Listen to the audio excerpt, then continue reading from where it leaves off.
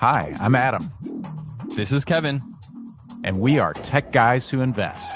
This is the place for business people and investors to learn all about investing.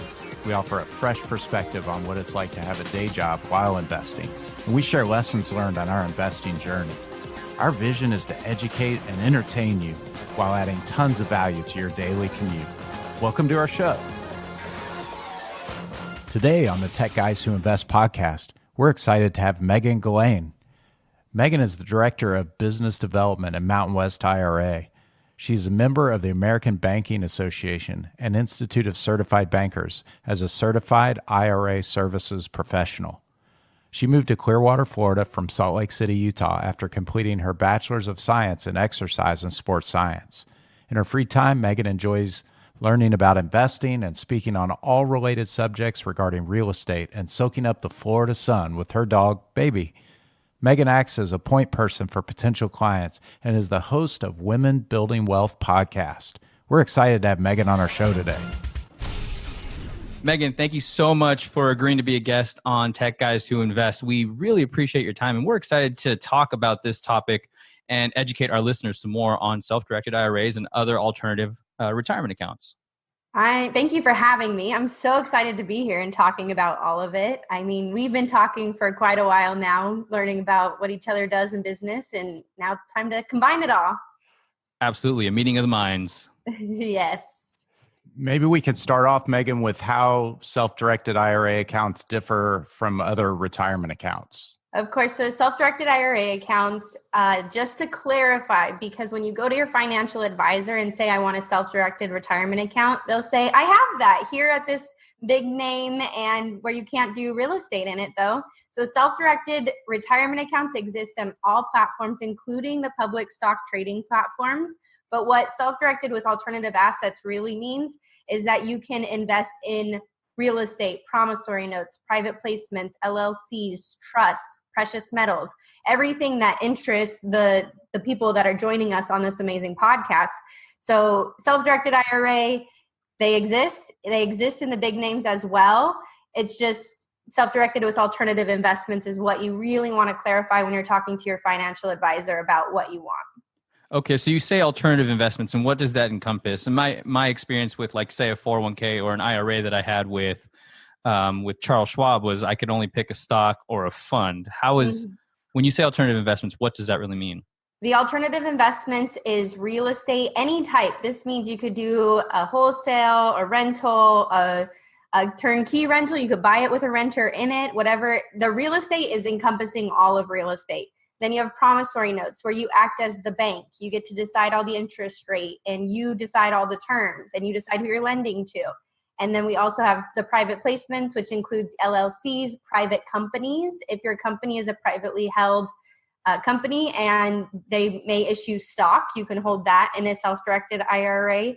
And then also precious metals and foreign currency.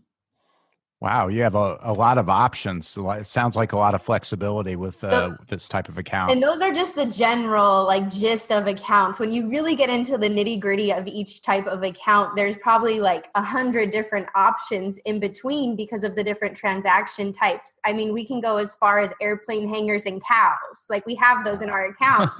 And then we can go bread and butter rental properties. Right. Yeah, that's really cool, especially when you talk about some investments that not a lot of people are familiar with, like livestock.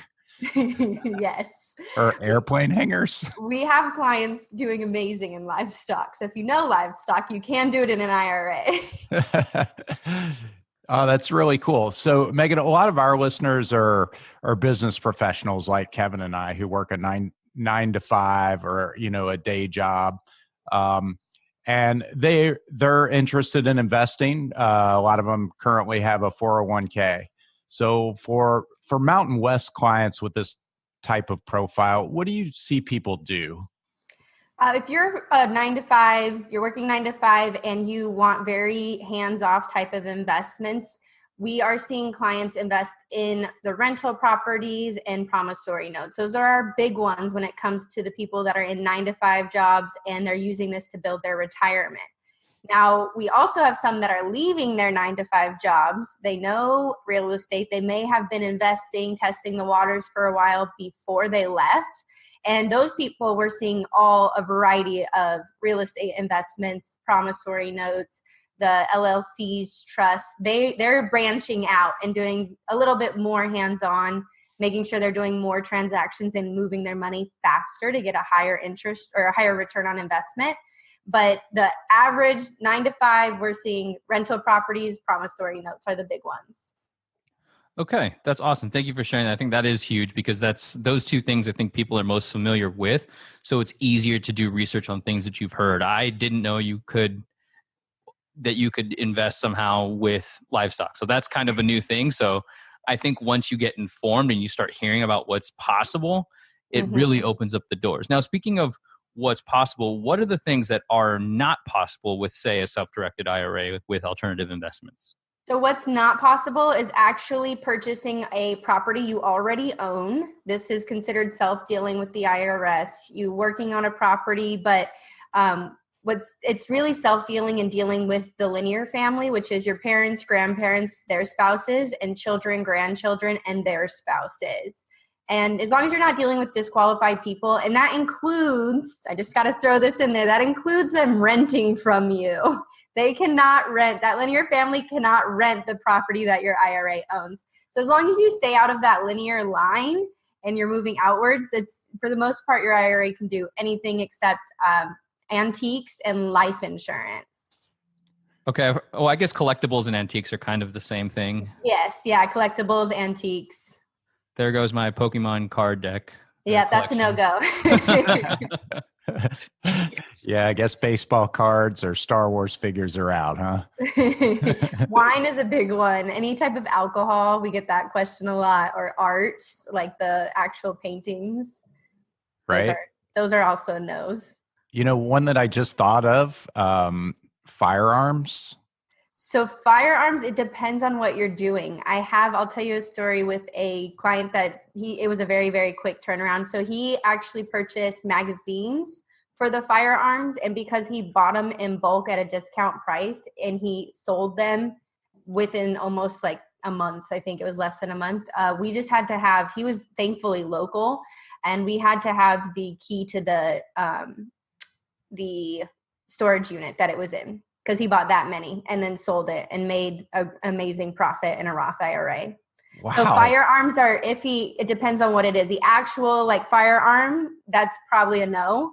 But because he was doing this as a wholesale deal of an actual alternative investment from, a wholesale deal, then he was able to do it. So as long as it's not derived from some subjectivity of the value, like if I bought this 1942 Glock, I don't know guns, obviously, as you can tell. But if you bought something that's an antique, that's when it becomes a problem. But if you're arbitraging something, like you buy something that's broken, know somebody that fixes it, then you sell it for like a higher value, is that something that could work? It depends. And I don't want to say yes or no. It depends on what the item is. It depends on the situation. And it depends on if this is a business. Now, you always have to keep in mind that the IRS can look at a transaction and say, this was a business deal. So now you have to pay UBIT on it. So the IRS is subject to look at those transactions and decide if that was a business deal or if it was an investment. And yes, to us, the general public, business, investment, it all kind of makes sense to us. But you're thinking government terms of did this person, this is the IRS saying, did this person cheat the IRS out of tax money? Yeah, that makes sense. And it seems to me like that's where having someone like you help, will just kind of help people with things like that they're not sure about, right? Yes. And that's what we're here for. We talk for free, which is great. You don't have to hire us like an attorney or anything. Run your ideas by us. Our staff will help you with any questions. And if our staff happens to not know the exact answer, they'll either talk to me or we'll get a hold of who we need to make sure we have the best answer for you. Now, can you and your team make recommendations, or are you more like, say, Switzerland when it comes to the whole process? We're more of a Switzerland, but what we can do is we can give you our reference list. So if our clients have worked with somebody in the past and you come to me and say, hey, Megan, I'm really looking for somebody who has a website for notes. I can say, oh, I know somebody that sells notes. And then I can give the contact information for that person, and I can give multiple if I have multiple of them. But we make sure to tell, like, we do not recommend, we don't advise, we don't do our research on these people. These are just who our clients have dealt with in the past, and they've liked the transaction where they felt the need to tell us, or the company reached out to us. And that's how it happens. So we don't go searching for all these ideas for our clients, but we bring as much education for our clients as we can without saying this is what you should do, because we never advise. So how might somebody know if a self-directed IRA is right for them? Maybe one or two things that they might think, questions they may ask themselves, or things to think about when they're trying to decide if it's right for them. So I always like to talk to clients about knowledge. I want you to make sure you're making the best decision. I'm not here to be that financial advisor, because I'm not a financial advisor, but I don't want that in your mind that I'm wanting you to do this because of me making money. I always want you to have the best knowledge of the transaction going on. So we like to educate our clients, talk to them about the deals that they're doing. If you're moving an account with us and you don't have at least a deal in mind or knowledge in a specific type of transaction, it may not be the best fit. And the only reason I'm saying that is because our accounts are much more expensive than, let's say, a Charles Schwab. Our accounts are hands-on. You're dealing with people one-on-one. They're large transactions that are with tangible assets. So our transactions are not a computer click away. So our fees are quite a bit more than a Charles Schwab or your local credit union where you're opening up an IRA. So when you come to us, have a transaction in mind, whether it be the note, real estate, or the precious metals or private placements.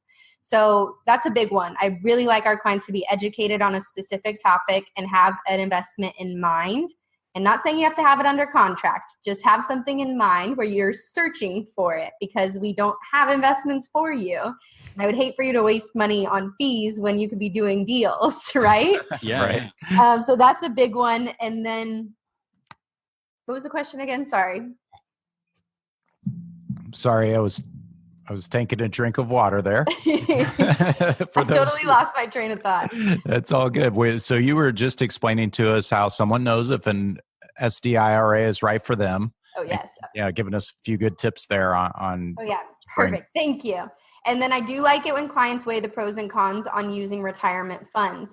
When you're using your retirement account, it is a retirement account. Yes, investors may use it as tax shelters, and even a 9-to-5 person is using it as a tax shelter, but it's also your retirement account. You just worked how many years in your corporate job. I don't want you to make a high risk investment and lose your retirement account. So making sure you weigh the pros and cons, you are educated, and you make a knowledgeable investment choice. Those are my big ones with figuring out if a self-directed IRA is right for you. Great. Okay, so let's say, like, the busy working professionals that our listeners are, they have money in a 401k. How can they transfer that over, or convert it, if you will, to a self-directed IRA? A great question.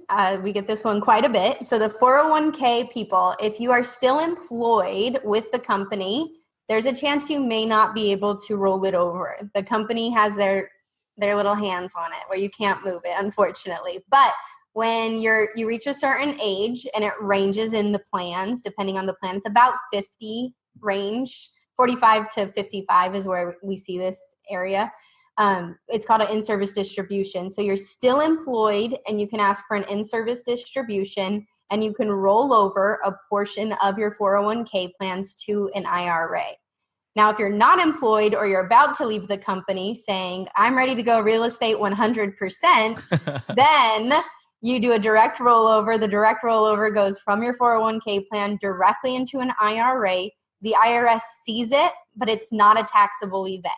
So it's just the IRS showing it went from a 401k to an IRA, and now your funds are in a tax-sheltered, self-directed IRA account where you can invest in alternative assets. Okay, that makes sense. So just in a nutshell, depending on what your 401k plan is, so you should talk to them first, seeing if it is possible to roll it over. I've heard where it is possible depending on the company, but ultimately it depends on that 401k Yeah. custodian. Yeah, and some new companies, I mean, we're self-directed IRA company, so of course our 401k plan is very open, but Right. I'm actually seeing more and more 401k plans that offer the record keeping account, which just means that in the name of the 401k, there's a record keeping portion, so you can transfer funds from a 401k to a record keeping account that falls under the 401k plan and use that for self-directed. So we are seeing more of those. It normally comes from the owners of the company, like a small business. They'll add that clause in there so that they can use it for investing. But in the tech area, sometimes you guys know everybody in your company, right? Most of the time. Yeah, so we do. you're able to say like, hey, do we have this clause in here where I can do a record keeping account? And if so, then it's actually just a really simple transfer. So that's called a record keeping account? Yes. Taking some notes here. I'm going to have to go ask some questions. You can call us if you need help explaining it or anything too. We can walk you through that. Yeah. So do you see a lot of companies who try to offer self-directed IRAs to their employees? Because I have been part of a lot of really large companies. Mm-hmm. We definitely don't see it there. Right now, I'm working for a startup that's growing. They're growing pretty rapidly and almost not even considered a startup anymore at this point. But don't see it there either, actually. So I'm kind of curious. So we're seeing it when the owners want to use it for self-directed. So the owners are normally already our clients, and then they say, hey, by the way, oh, you want to do real estate? There's this thing where you could do a record keeping account. So it's getting thrown in there. We're not seeing it with large companies, not at all. But it's the smaller family-owned businesses and even some startups, because they may have made a lot of their money in real estate.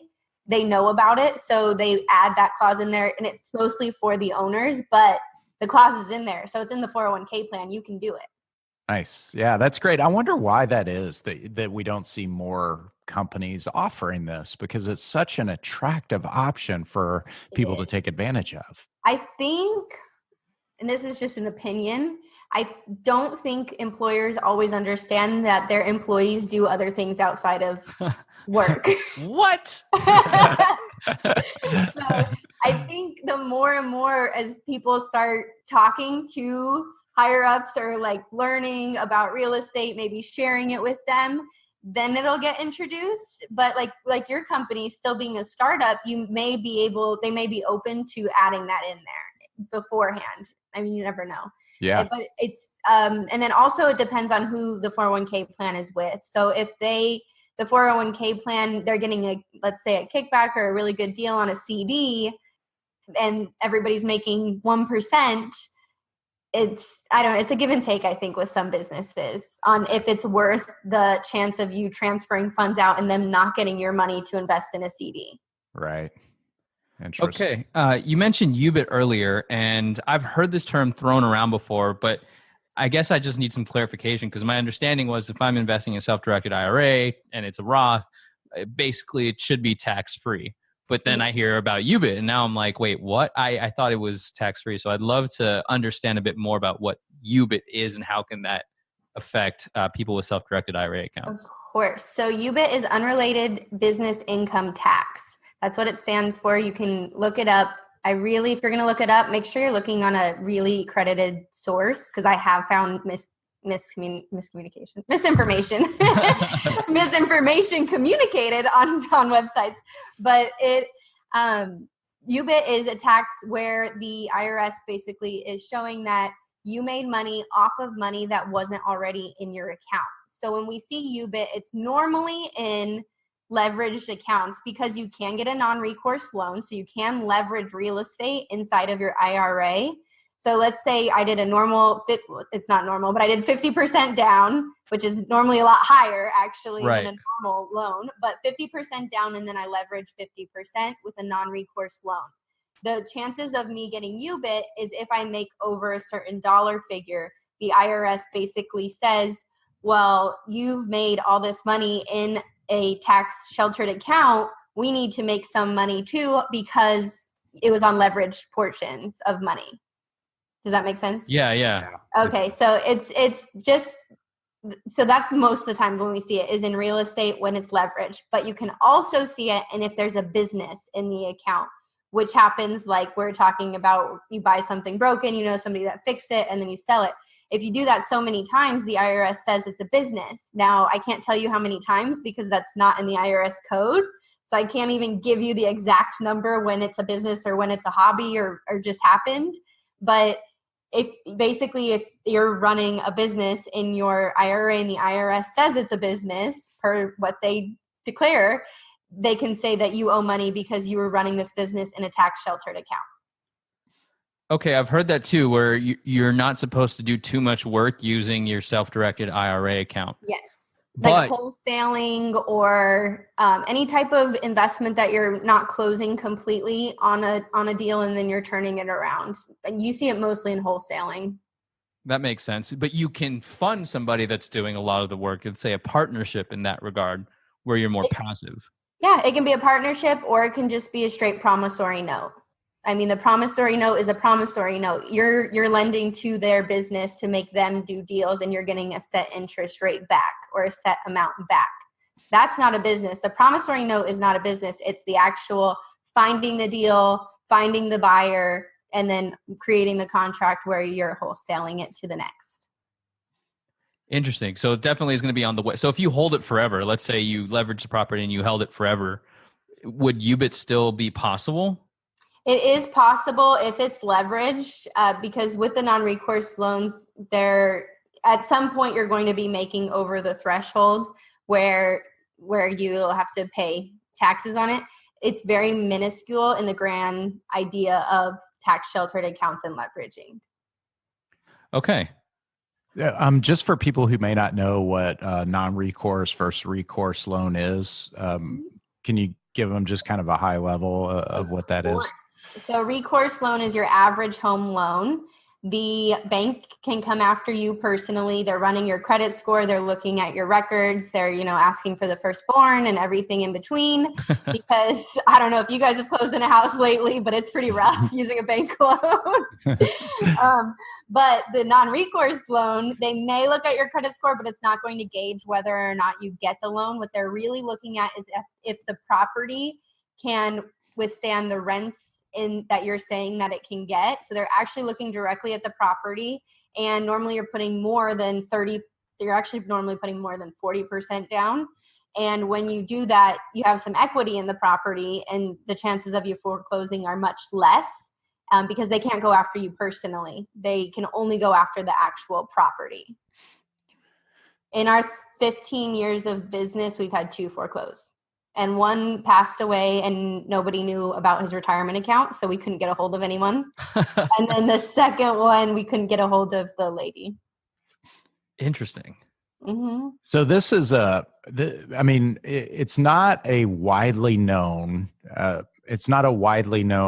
thing, and it's clearly a specialty. I think it's very interesting, and I'm curious. I mean, this is just more of, I think our listeners might be curious to know how someone like yourself got into this, because it's not like something that you sort of go to school for and then, I mean, kind of my job's a similar way, right? I sort of found a path and I ended up where I am. Yes. Curious how you ended up getting into this. So I'm going to take it all the way back. Born and raised in Las Vegas. My dad was this is part of the story, guys. My dad was a financial advisor at Morgan Stanley, basically my whole childhood. And once he retired as vice president of Morgan Stanley in Las Vegas, he actually moved to Idaho. I went to Utah for school. I went to University of Utah. I got my degree in exercise sports science, and I was on the path of occupational therapy. And in the middle of interviews and occupational therapy, like I went that far. Graduated in exercise sports science, was in interviews. And in the middle of my 8-hour interview, I realized this is not what I want to do. And so, mid-crisis, going through like, oh my gosh, like I just spent all this money. I'm like traveling for interviews. I don't know what the heck I'm doing. Whatever. Let's just finish out this interview. If I get in, it was meant to happen. If not, then it wasn't meant to happen. And 2 weeks before I graduated college, I flew out to Clearwater, Florida, where my dad lives part-time. And then I swear I texted him. To this day, he says I did not tell him I was moving here. A week after graduation, I show up and I'm like, hey, I am moving to Clearwater with you because I don't know what else to do because I just threw away everything I just worked for. So I moved to Clearwater, Florida. And when my dad retired about 20 years ago, oh, was it that long? No. He must have retired 15 years ago. So he retired 15 years ago. He actually found out about self-directed IRAs, which he came from the financial industry background where he knew nothing about it. He was a financial advisor for years and knew nothing to very little about self-directed IRAs where you can invest in alternative assets. Opened up Mountain West IRA in Idaho. And then our second office is here in Clearwater. And I was personal training. I was working with kids, and parents are awful to deal with. So if you're that parent, just know the trainers, they love your kids. You're hard to deal with. It's not your child. And so I was training kids, and I realized this is not what I want to do the rest of my life. And a marketing position opened up at Mountain West. And I worked my way up from marketing, part-time marketing at Mountain West to now the director of business development. And when they say like, they may think like the silver spoon was like in my mouth handed to me to work up. No, it was harder than anything else. Wow. I got thrown to the wolves so many times. So it was pure training, and I worked my way up for business development. I was by myself for a couple years, and now I have a team of 4 in the business development team with Mountain West IRA. Wow, that's a cool story, and congrats for the courage to change. That's very, that's a very courageous thing to do. So it was all learning on the job. I mean, I grew up around investments, financial advising, stocks, mutual. I grew up around all of that, and then coming here, and it was just on the job, like thrown to the wolves. Like, here's a list of meetings. Go show up and figure out how to pitch. Like, let's walk through a couple pitches. Don't have the same one. Literally got up and tried to fake a pitch in front of my dad, and then started going to different investor meetings, and they basically welcomed me with open arms and like let me practice my pitches on them. So now when I stand up, they're like, oh gosh, not again. Now that I'm 5 years into it, they're used to me now. Fantastic. Again, I have to applaud you because I think that it takes a lot of courage to be like, oh, well, crap, this is not what I want to do. What else can I do? And you pivoted to something and kind of fell into your lap, but you've worked your way up. So that is awesome. Thank you. Yeah. When it comes to educating yourself, let's say I listen to this podcast and I'm like, oh, I want to learn more. How can somebody learn more about self-directed IRA accounts, or even if they're self-employed, alternative options for retirement accounts? Self-directed IRA accounts, call us anytime. Our staff will walk you through any questions you have. You really don't need to do research and possibly get incorrect information. When you can call us, really. It's our phone number. Can I give my phone number? Yeah, okay. Absolutely. Okay. We'll put it in the show Our notes. phone number is 866-377-3311. Give us a call. You can talk to my whole team. If you want to talk to me, give me at least a day to respond. Sometimes I'm a little slower on the phones because I'm talking normally out at places, but I will talk to you. Or you can email accounts@mwira.com. We'll answer any of your self-directed IRA questions. We have webinars that are all free on which IRA is right for you. We get into the individual K plans for sole proprietor business owners or contractors. So if you're a 1099 employee, then that may be an option for you to maximize your retirement accounts. And I speak at any event and local area. I'm pretty local in the Tampa Bay area. I try to make it to as many events as possible. And then my own personal, so I also invest. I practice what I preach. I love what I do on top of getting to learn from amazing investors and all their sources. I share a lot of what I learn on my podcast, which is called Women Building Wealth. And it is women marketed focused, except it's really general knowledge. Just FYI, I think I have a larger male base.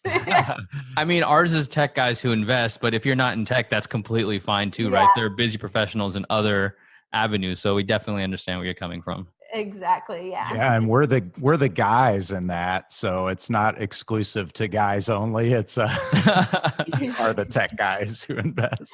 I just like to make that clear because I've had a couple people be like, well, I'm not a woman. I'm like, but did you listen to any of the content? Yeah. I think that's excellent though, that you have that Women Building Wealth podcast. That's excellent. Thank you. So if someone doesn't live in Clearwater or in Idaho, are they still able to invest with you through Mountain West? Yes, we have accounts nationwide. They just have to have a social security number, or if you're foreign, a foreign ID number. So basically the IRS knows that you're making money in this type of account. If you have either one of those, then you can invest. We have accounts nationwide, and we have investments international. So we have investments in like rental properties in Costa Rica, Ireland, Canada, Italy, like all of it. It's just as long as it's done in the USD basis, then we're okay to do the deal, basically. So Megan, do you have a favorite piece of tech or some sort of tech related topic that you can share with us? Yes. So my recent findings in tech was, so I love the Mac screen. So in college, all those, I love the Mac software, all that, but I refuse to spend that type of money on a computer just because of who I am as a person. I can't do it. I'm with you. So when I decided that I really wanted a desktop at home, which is kind of unheard of these days, but it's great for webinars and, for streaming, podcasting, I got a Mac. What is it called? The Mac Square. Dang it. I should have thought about the name of it. I can show you guys. It's this thing. Mac Mini. It's a Mac Mini. So it's like a tower for a Mac, but I have multiple PC screens. So nice. I just keep PC screens, but I have the Mac software. And then my hack on top of it was I got it cleaned off from Facebook. So I got it from Facebook for half the price. Nice. Interesting. The Mac Mini, I got the Mac software, everything Mac. It's just connected to PC screens, and it's been the best thing ever. That's awesome. We'll put that in the show notes too. That was my newest little exciting thing. Oh, and then my second is the selfie stick thing that moves. Oh, the gimbal. Gimbal. I just got a gimbal too. That's pretty cool to record videos on, guys. Nice. Keep that in mind. That's again another Facebook buy. I'm a Facebook market abuser. I love it. You're the key demographic that they're targeting. I am, and I buy so much. I've bought thousands of dollars probably off of Facebook Marketplace, but I've made thousands of dollars off of Facebook Marketplace, so I like it. Yeah, it's a serious competitor to Craigslist. Like, almost wonder if it's overtaking it. It's wiped out Craigslist. I won't even go on Craigslist after Facebook Marketplace. I get to see who I'm buying from. Half the time we have friends in common. They're probably realtors. I get to tell them about self-directed IRAs. It's a great relationship. That's fantastic marketing right there too. It is. Thanks for asking my tech of the day. Yeah, thanks for sharing it with us. That's great.